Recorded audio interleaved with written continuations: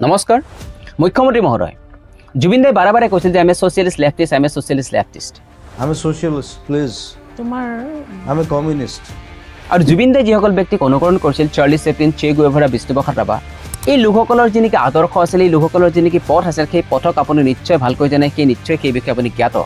তাৰ পাছতো আপোনাৰ সেই লেপলেপাই থকা চেপচেপাই থকা আৰু ৰাজনীতি কৰাৰ সহায়ত প্ৰবৃত্তিৰে জুবিন গাৰ্গৰ আদৰ্শক নচ্ছাত কৰি যি অপমান কৰিলে যি অন্যায় কৰিলে সেই কেতিয়াও সমীচীন হ'ব নোৱাৰে জুবিন গাৰ্গৰ আদৰ্শ আৰু আপোনাৰ আদৰ্শৰ মাজত আকাশ পাতাল পাৰ্থক্য আছে জুবিন গাৰ্গৰ আদৰ্শ আৰু আপোনাৰ আদৰ্শৰ মাজত দিন ৰাতিৰ পাৰ্থক্য আছে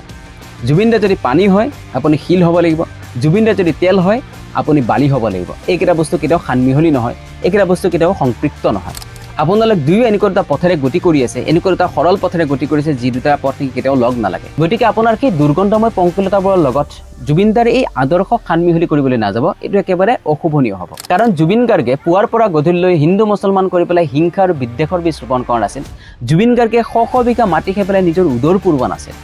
গতিকে তেনে এজন ব্যক্তিৰ সেই আদৰ্শৰ লগত আপোনাৰ আদৰ্শক সংপৃক্ত কৰিবলৈ নাযাব একেবাৰে অশুভনীয় হ'ব এটা সময় আছিল প্ৰফুল্ল কুমাৰ মহন্তক অসমৰ ৰাইজে আলাসৰ লাৰু বুলি ভাবিছিল আৰু সেই প্ৰফুল্ল কুমাৰ মহন্ত বৰ্তমান অসমৰ সমাজ জীৱনত বৰ্তমান অসমৰ ৰাজনৈতিক জীৱনত এটা অপ্ৰাসংগিক এটা অপ্ৰয়োজনীয় এটা বিষয় এটা আনৱান্টেড সাবজেক্ট এটা আনৱান্টেড চেপ্টাৰ এটা গতিকে সময় কাক মনত ৰাখিব ইতিমধ্যে স্পষ্ট হৈছে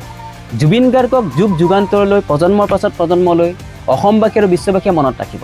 তেওঁৰ যি আদৰ্শ আছিল সেই আদৰ্শ প্ৰতিষ্ঠা কৰা এটা কুচকাৱাজ চলিব